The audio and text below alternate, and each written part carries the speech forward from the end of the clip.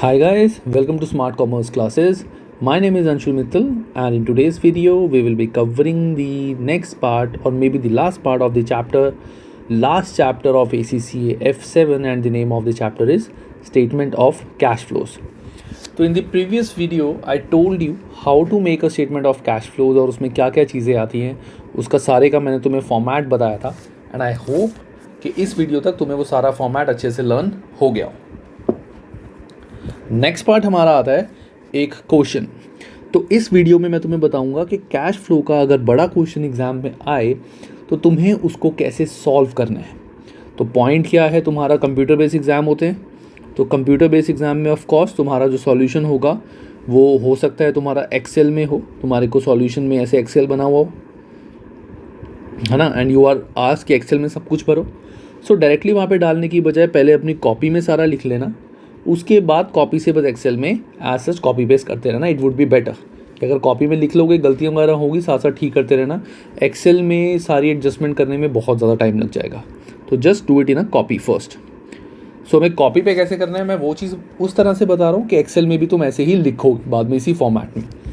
तो कॉपी पे तुम्हें कैसे सॉल्व करना है गाइज, सबसे पहले हम बनाएंगे इसका फॉर्मेट। फर्स्ट थिंग जो हमें करना है वो सिर्फ हमें बनाना है फॉर्मेट, हम और कुछ नहीं करेंगे अभी। आई will just show you, I will make the format first. तो सबसे पहले मैं लिखूंगा cash flow from operating activity. So cash flow from operating activity मैंने लिखा। अब ऑपरेटिंग एक्टिविटी में सबसे पहले हमारा क्या लिखा होता है, इसमें प्रॉफिट बिफोर टैक्स। ये छोड़ने के बाद मैंने ऑपरेटिंग पूरा छोड़ दिया, बाद में करूंगा। Then cash flow from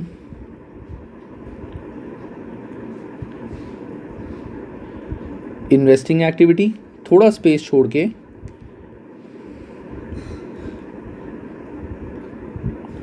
cash flow from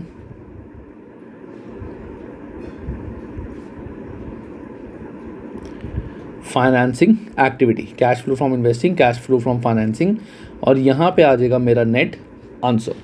तो सबसे पहला काम मैंने कैश फ्लो में क्या किया, मैंने बनाया अपना पूरा फॉर्मेट। अब फॉर्मेट बनाने के बाद मुझे क्या करना है, मैं क्वेश्चन देखूंगा अब। सो क्वेश्चन में मुझे दिया हुआ है this is asset side, non current asset current asset, liability side non current liability, oh sorry equity non current liability current liability, profit and loss दिया हुआ है, ठीक है, अदर कॉम्प्रिहेंसिव इनकम दिया हुआ है और एडिशनल इन्फॉर्मेशन दिया हुआ है। फर्स्ट थिंग जो मुझे यहाँ पे करनी है दैट इज़ मैं सबसे पहले जितनी भी एडजस्टमेंट्स हैं उन एडजस्टमेंट्स का इफेक्ट डालूंगा। फर्स्ट थिंग मैंने क्या करना है, मैंने सिर्फ सारी एडजस्टमेंट्स का इफेक्ट डालना है।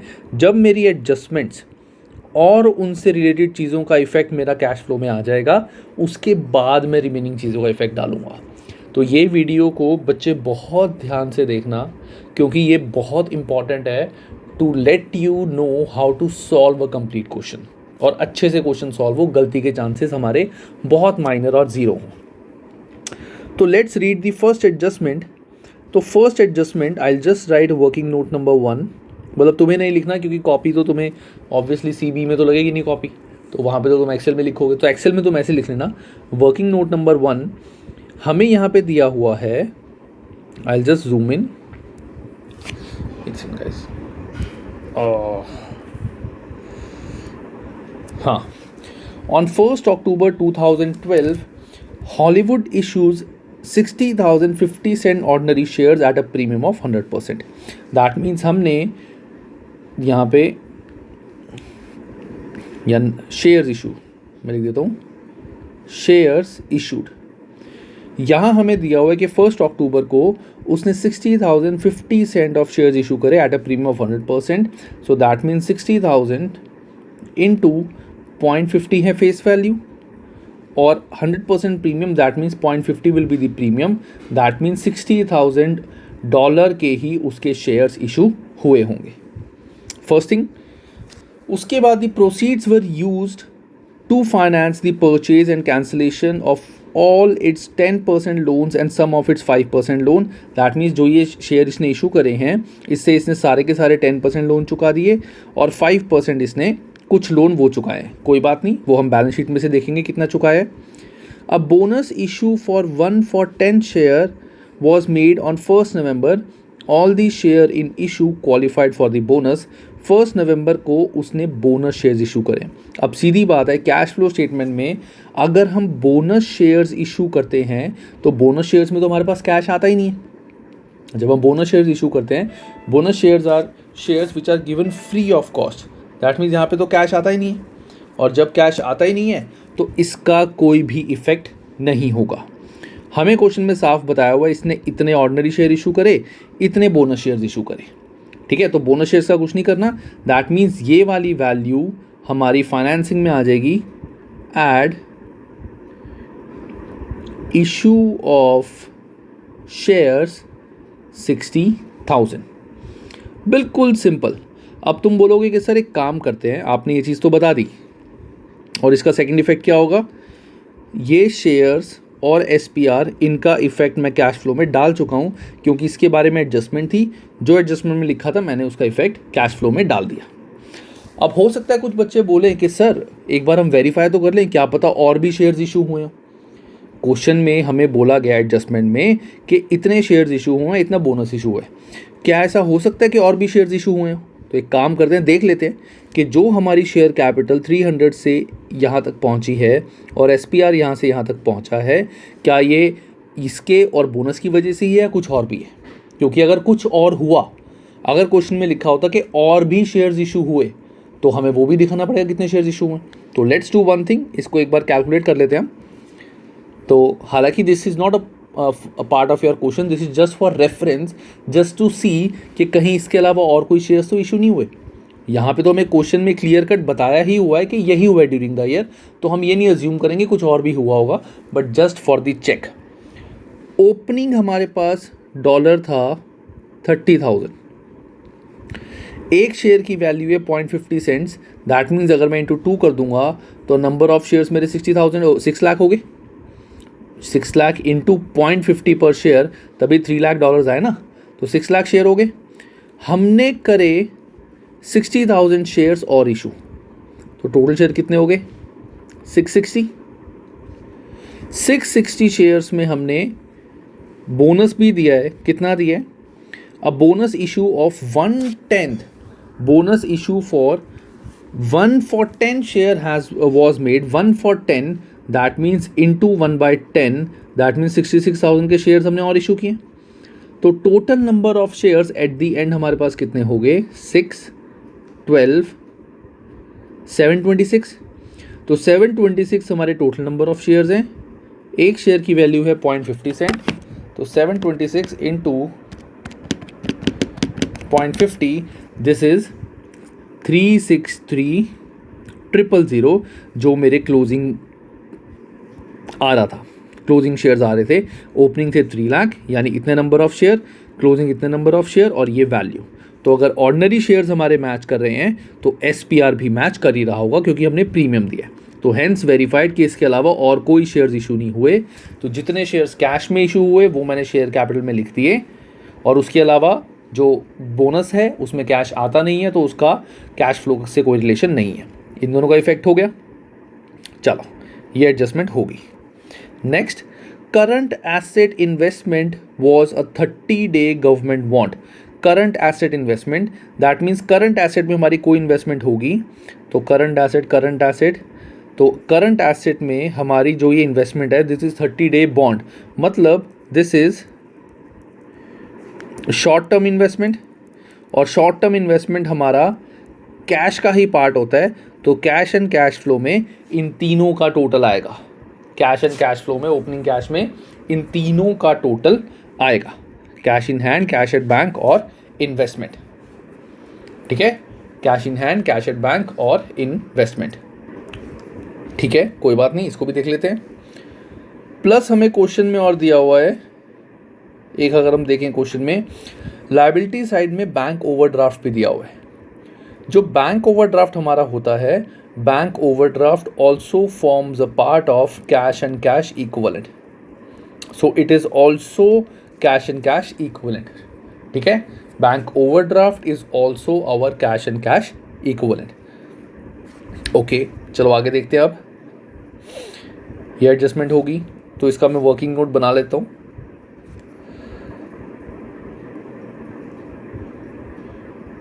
और देखें यहाँ पे कुछ है इससे रिलेटेड नहीं। सो कैश एंड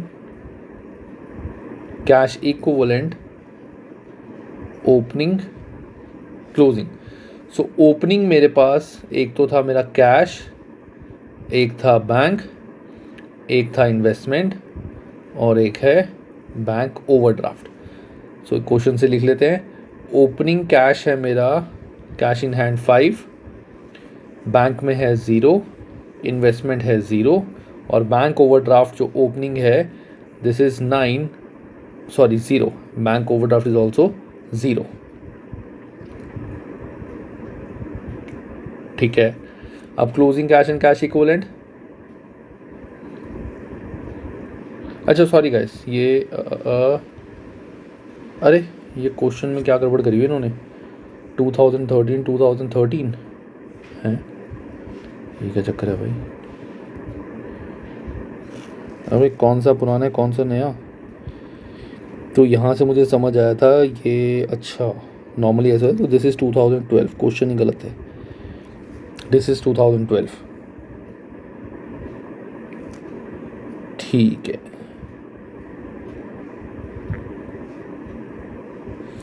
तो opening cash and cash equivalent हमारे पास बैंक ओवरड्राफ्ट है 9, ठीक है। और closing cash and cash equivalent, तो बैंक ओवरड्राफ्ट है 0, इन्वेस्टमेंट 50,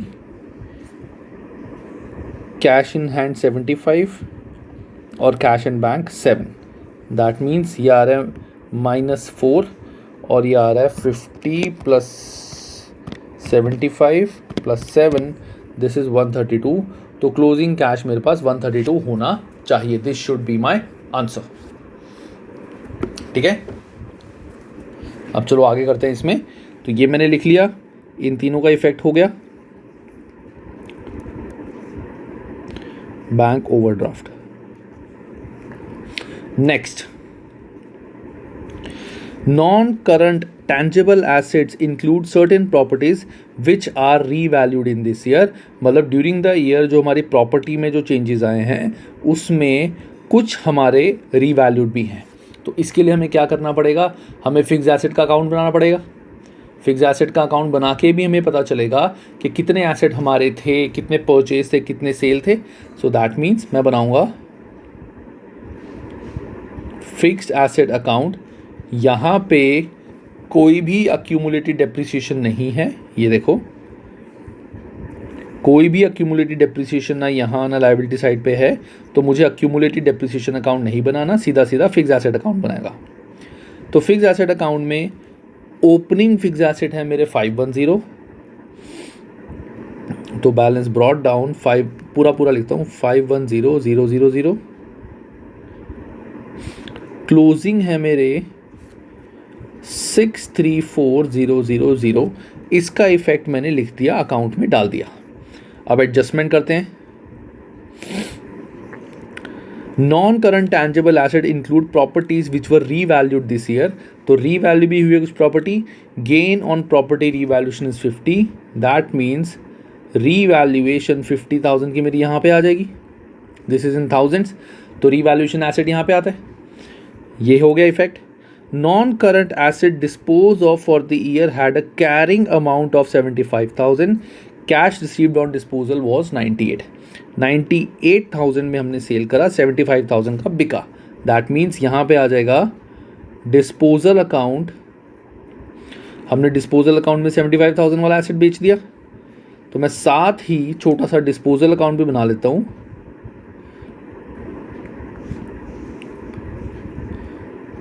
फिक्स्ड एसेट जो प्लांट एंड मशीनरी है 75,000 की आई, सेल हुई 98,000 की, सो बाय बैंक सेल हुई 98,000 की, तो हमारा प्रॉफिट ऑन सेल हुआ। सो that means profit on cell 98,000 minus 75,000, तो 23,000 का हो गया हमारा प्रॉफिट। तो तुम ये देखो यहाँ पे कैसे मैं जितने भी मेरे पुराने लॉजिक्स थे सबको कंबाइन करके हम ये चैप्टर कर रहे हैं। तो profit on sale of asset है, पहले मैं दोनों अकाउंट कंप्लीट करता हूँ, इनका जहाँ जहाँ भी इफेक्ट आएगा वो मैं करूँगा। तो मैंने ये लिख दिया, ये हो गया। Depreciation charge during the year was 87,000, depreciation plant पे चार्ज होती है, तो डेप्रीसिएशन 87,000 ये मैंने डाल दी। अक्रूवल इंटरिम डिविडेंड और कुछ भी नहीं है, दैट्स इट। अब इसको क्लोज करते हैं। तुम सबको याद होगा फिक्स एसेट अकाउंट में जो हमारा बैलेंस होता है, दिस इज कॉल्ड बैंक, जो हमने एसेट परचेज करा है, जो हमने asset purchase during the year किया है। तो 75,000 plus 87,000 plus 634,000, this is 796,000, 796,000 minus 51,000 minus 50,000, that means 236,000, इतने की मेरी आ गई परचेज। तो यहाँ तक मेरी एडजस्टमेंट हो गई। ये गेन भी आ गया मेरा, गेन भी मैंने लिख दिया। और अब इस अकाउंट से जहाँ जहाँ जो जो इफेक्ट आएगा वो मैं डालूंगा। रीवैल्यूएशन नॉन कैश होता है, इसका कोई इफेक्ट नहीं आएगा। रीवैल्यूएशन वैसे भी प्रॉफिट के बाद होता है, इसका मैंने ना फॉर्मेट में कहीं बताया था। जो मैंने परचेज करा है 236, ये इन्वेस्टिंग एक्टिविटी में आ जाएगा, लेस परचेज ऑफ मशीन 236,000, और मैं इसको ब्रैकेट में लिखूंगा क्योंकि ये फिगर नेगेटिव में है। ये हो गया। डिस्पोजल का कोई रोल नहीं होता। डेप्रीसिएशन 87,000, डेप्रीसिएशन तुम्हें याद होगा प्रॉफिट बिफोर टैक्स में ऐड होती है, ऐड डेप्रीसिएशन। कितनी थी डेप्रीसिएशन मेरी? 87,000, 87,000 की मेरी डेप्रीसिएशन थी जो यहाँ पे ऐड होगी। It is a non cash expense. इसके बाद ये भी हो गया, इन दोनों का इफेक्ट डाल दिया। यहाँ से क्या इफेक्ट आएगा, जो सेल हुई है 98,000 की, तो सेल मेरी इन्वेस्टिंग में ही add sale of machine 98,000, sale add होता है। और दूसरा इफेक्ट जो मेरा प्रॉफिट ऑन सेल था, प्रॉफिट ऑन सेल मैंने बताया था ऑपरेटिंग में हम इसको माइनस करते हैं, because this is not a daily profit, और प्रॉफिट है तो ऑपरेटिंग में माइनस हो जाएगा। सो लेस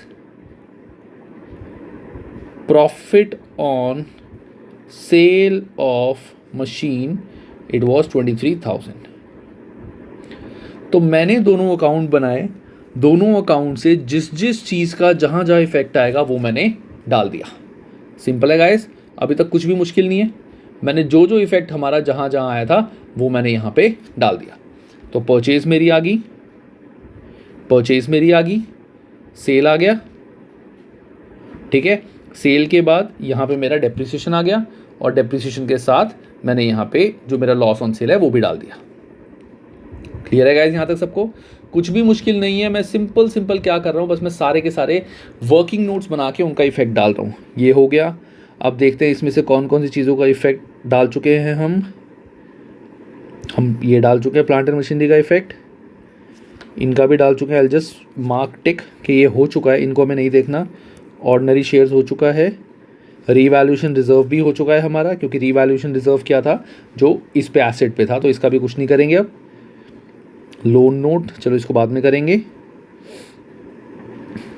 ठीक है। ये हो गया, ठीक है। आगे, the accrual balance include interest payable of 33,000 at 30 September and 6,000 at 30 September 2013। That means accrual balance अलग है और इंटरेस्ट का बैलेंस अलग है। तो पहले मैं देखता हूँ अक्रूवल का क्लोजिंग बैलेंस और अक्रूवल का ओपनिंग बैलेंस। तो working note, balance of accrual. So opening balance सिर्फ अक्रूवल का कितना आएगा मेरा, अक्रूवल का ओपनिंग बैलेंस पहले क्वेश्चन में से देखते हैं। Accrual outstanding, that means liability. Accrual का ओपनिंग बैलेंस था मेरा 33, दैट मीन्स 33,000, और क्लोजिंग बैलेंस था मेरा 36। सो मैं यहाँ लिख देता हूँ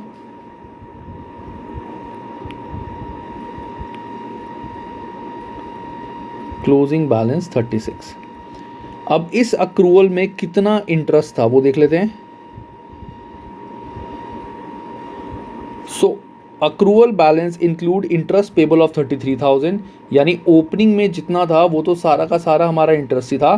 दैट मीन्स अक्रूवल ओपनिंग 0 था। क्लोजिंग अक्रूवल में इंटरेस्ट मेरा था 6,000, दैट मीन्स क्लोजिंग अक्रूवल है मेरा 30,000।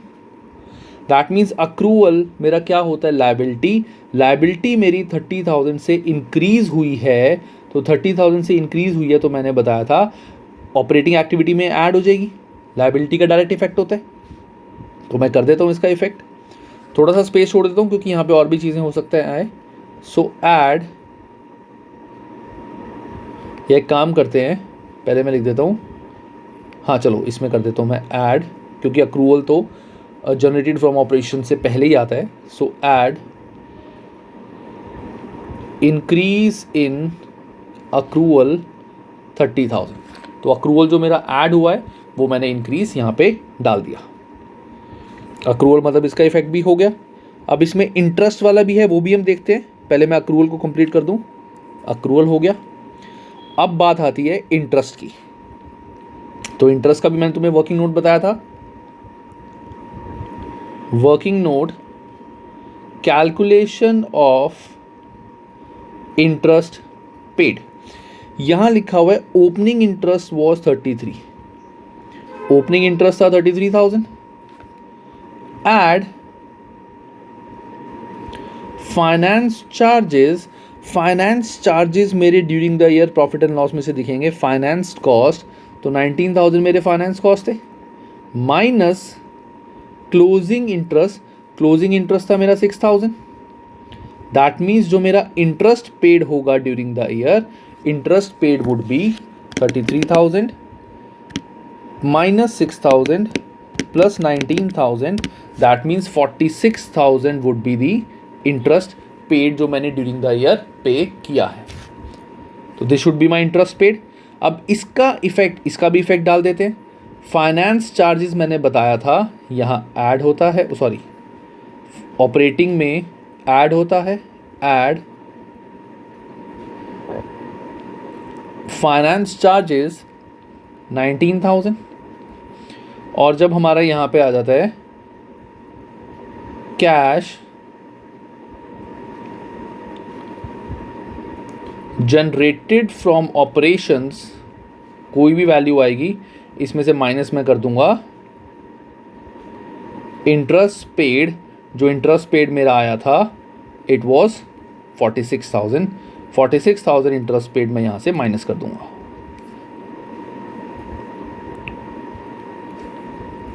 ठीक है गाइज, यहाँ तक क्लियर है। मैं सिर्फ थोड़ा तेज़ चल रहा हूँ क्योंकि तुम्हें, अगर मैं बहुत स्लो चलूँगा ये वीडियो शायद 2 घंटे की बन जाए, तो तुम्हें थोड़ा स्लो कोशिश करो, वीडियो स्लो करके समझ लो या 2-3 बार ये वीडियो देख लो। This is very important, but तुम्हें भी इतनी ही स्पीड मेंटेन करनी पड़ेगी। This is very much required. ठीक है, ठीक है गाइज, तो चलो अब आगे करते हैं। अब मैंने इसमें क्या क्या कर दिया, मैंने अक्रूवल का भी डाल दिया, इंटरेस्ट का भी डाल दिया। Interim dividend paid during the year was 53,000, 53,000 मैंने डिविडेंड पे करा है। तो डिविडेंड मेरा प्रॉफिट है आफ्टर टैक्स।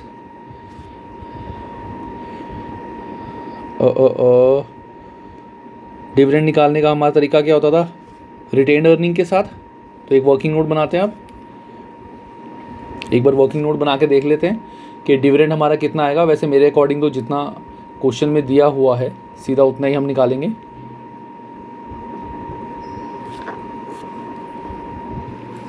तो क्वेश्चन में हमें यहाँ पे दिया हुआ है डायरेक्टली कि हमने डिविडेंड पे करा है 53 का। हालांकि डिविडेंड का एक वर्किंग नोट भी होता है। अब यहाँ तो इन्होंने क्लियरली दिया हुआ है, तो I will write, sorry guys मुझे बीच में एक कॉल आ गया था। हाँ, सो आई वॉज सेइंग कि डिविडेंड निकालने का हमारा एक वर्किंग नोट होता है। पहले वो वर्किंग नोट मैं बना लेता हूँ and let's see and let's check कि क्या डिविडेंड जो हमने निकाला है इसके अलावा भी प्रॉफिट एंड लॉस में कुछ हो रहा है। हालांकि तुम्हें ये चीज़ नहीं करनी एग्जाम में, मैं सिर्फ तुम्हें बता रहा हूँ ताकि इन केस अगर कल को डिविडेंड ना दिया हो तो वर्किंग नोट यूज़ करके हम कैसे डिविडेंड निकाल सकते हैं। तो हम कैसे करेंगे, यहाँ पे हमारा सबसे पहले आता है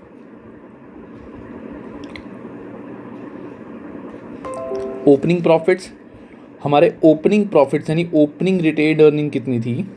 opening retained profit was 70,000 negative. During the year हमने जो प्रॉफिट अर्न किया, profit after tax, so profit after tax हमारा निकलेगा यहाँ से। सो प्रॉफिट आफ्टर टैक्स हमारा है, profit for the year, profit after tax is 186, सो 186,000 और माइनस मैं कर दूंगा क्लोजिंग रिटेन्ड प्रॉफिट या रिटेन्ड अर्निंग। सो क्लोजिंग रिटेन्ड अर्निंग मुझे क्वेश्चन में दी हुई है 63,000। सो दैट मीन्स ओपनिंग मेरे प्रॉफिट इतने थे, इतना मुझे ड्यूरिंग द ईयर प्रॉफिट आया और इतना मेरे पास बचा हुआ है, दैट मीन्स वो मैंने डिविडेंड दे दिया होगा। तो 70,000 plus 186 minus 63,000, so this will be 53,000। That means calculation के अकॉर्डिंग भी जो मैंने डिविडेंड दिया है वो है 53, और एक्चुअली भी क्वेश्चन में जो वर्किंग नोट है उसमें भी लिखा हुआ है कि मैंने डिविडेंड 53 दी है। तो 53 डिविडेंड का मैं क्या करता हूँ, फाइनेंसिंग में माइनस, तो फाइनेंसिंग में मैं डिडक्ट कर दूंगा जो मैंने डिविडेंड दिया है, dividend paid less dividend paid 53,000। तो अभी तक मैंने क्या किया गाइस, जितनी भी मेरी एडजस्टमेंट्स थी मैंने सारी एडजस्टमेंट्स के जहाँ जहाँ इफेक्ट हो सकते हैं वो सारे डाल दिए। अब एडजस्टमेंट्स करने के बाद मतलब मेरे सारे मोस्टली वर्किंग नोट्स बन चुके हैं। अब हम करते हैं क्वेश्चन, यहाँ से स्टार्ट करते हैं। देखो, so now what we will do, property plant and equipment हम लिख चुके हैं। अब बात आती है इन्वेंट्री की। अब इन्वेंट्री पहले थी 460, अब है 420, दैट मीन्स करंट एसेट कम हुआ है। तो करंट एसेट अगर कम होता है, करंट एसेट या एसेट का इन्वर्स रिलेशन होता है, सो दैट मीन्स हमारा ऑपरेटिंग में ऐड हो जाएगा। तो मैं यहाँ पे वैसी एक लाइन लिख देता हूँ,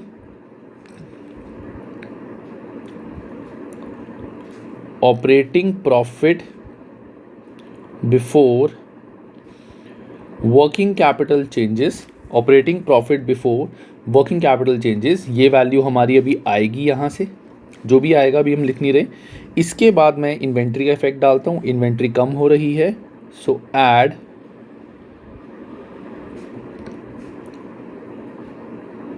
डिक्रीज इन इन्वेंट्री मेरा 40,000। तो मैंने बस अब एक एक करके सबका इफेक्ट डालते रहना, क्वेश्चन पूरा पूरा मैं ख़त्म करता चला जाऊँगा। सो डिक्रीज इन इन्वेंट्री ये मैंने डाल दिया। ओके, ट्रेड रिसीवेबल पहले थे 320, अब है 390, दैट मीन्स 70 से ट्रेड रिसीवेबल बढ़े हैं और ट्रेड रिसीवेबल बढ़ेंगे तो यहाँ से क्या होगा, माइनस। तो less increase in trade receivable 70,000, यहाँ से माइनस हो जाएगा, ये भी हो गया। इंटरेस्ट रिसीवेबल, अब यहाँ पे हमें दिया हुआ है इंटरेस्ट रिसीवेबल, ठीक है। इंटरेस्ट रिसीवेबल मतलब इतना इंटरेस्ट हमें स्टार्टिंग में आना था, इतना एंड में आना था, ये स्टार्टिंग में है, ये एंड में है। और हम देखते हैं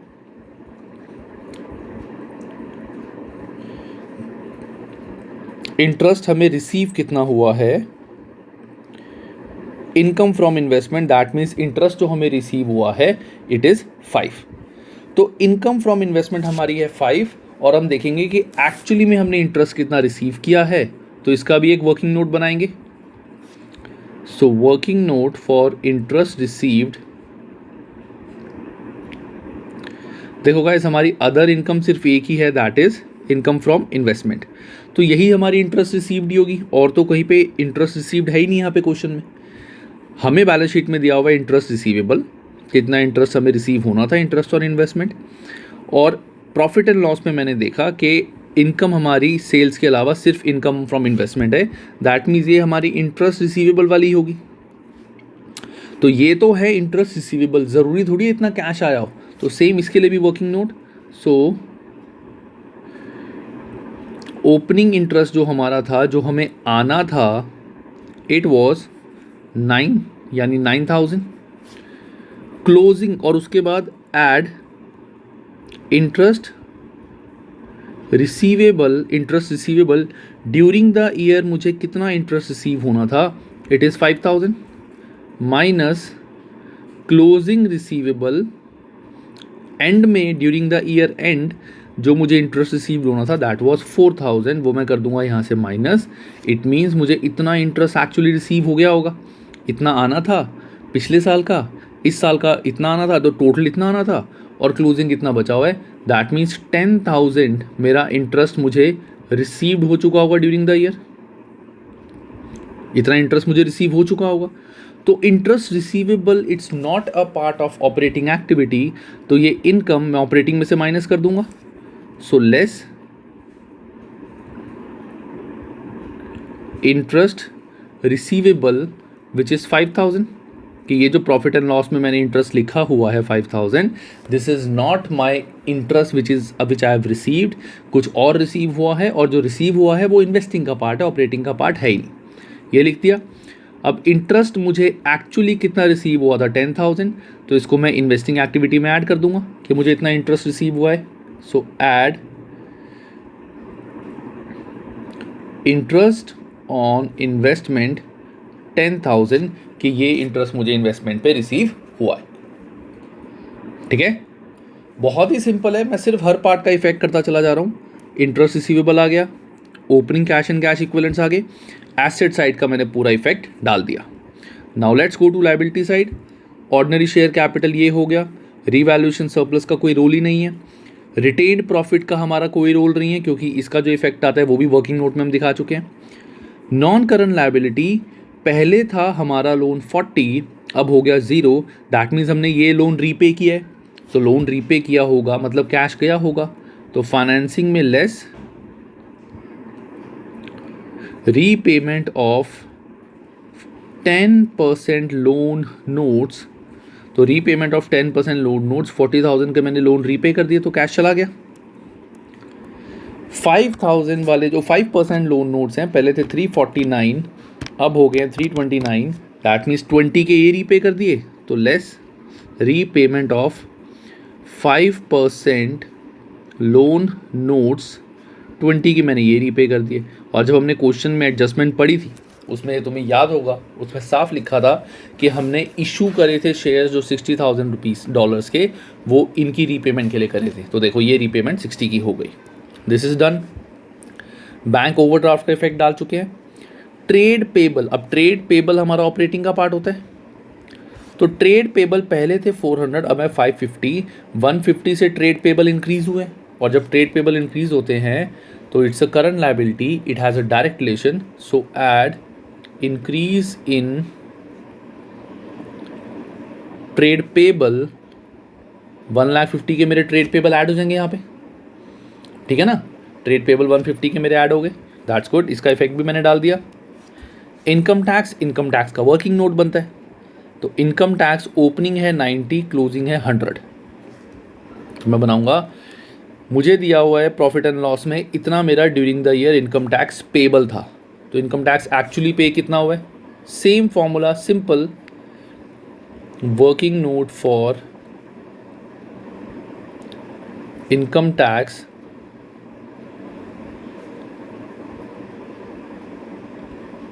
ओपनिंग टैक्स पेबल जो मेरा था income tax payable, that was 90,000. Tax payable during the year, current year का हमारा टैक्स कितना पेबल था, 1,04,000 माइनस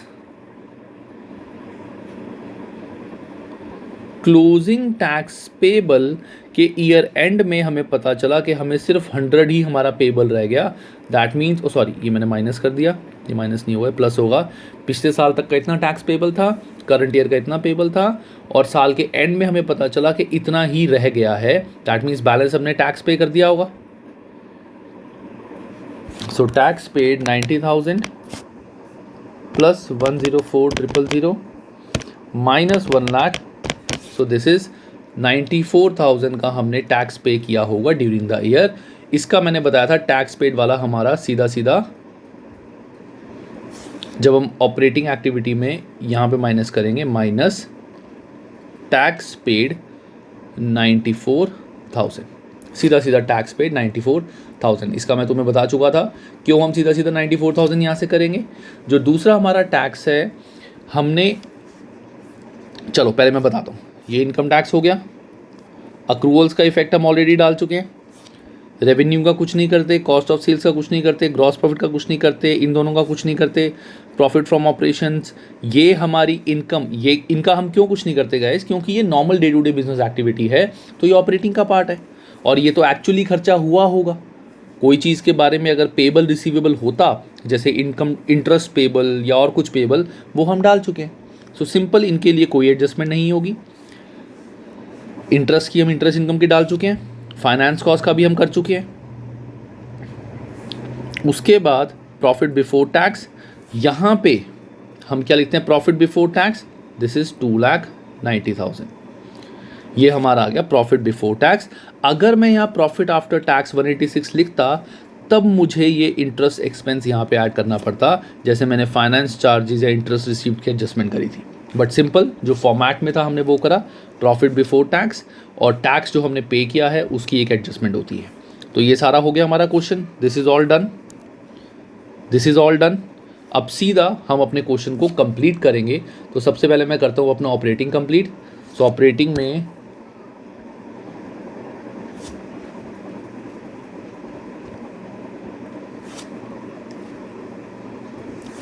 तो 290 plus 87,000 minus 23,000 plus 30,000 plus 19,000 minus 5,000, सो ये हमारा आता है 3,98,000। सो 3,98,000 में इन चारों की एडजस्टमेंट करने के बाद 3,98,000 plus 40,000 minus 70,000 plus 1,50,000, so this is 518। So 518,000 minus हमारा minus 46,000 minus 94,000, so this is 378। सो मेरा आंसर जो ऑपरेटिंग का आ रहा है दैट इज 378। सो मैं, और पॉजिटिव आ रहा है, that means cash flow from operating activity 378,000 के इतना कैश मुझे ऑपरेटिंग एक्टिविटी से आया है। अब इन्वेस्टिंग करते हैं, 236,000, this is negative, so minus 236,000 plus 98,000 plus 10,000, तो ये मेरा आ रहा है negative 128। So I right cash used in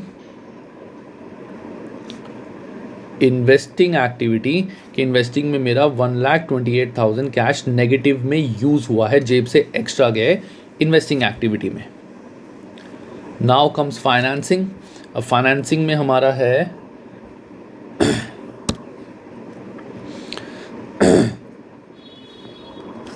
60,000 minus 53,000 minus 40,000 minus 20,000, so that means minus 53। सो ये भी 53,000 नेगेटिव में आ रहा है। So this is, I just underline this, so this is cash used in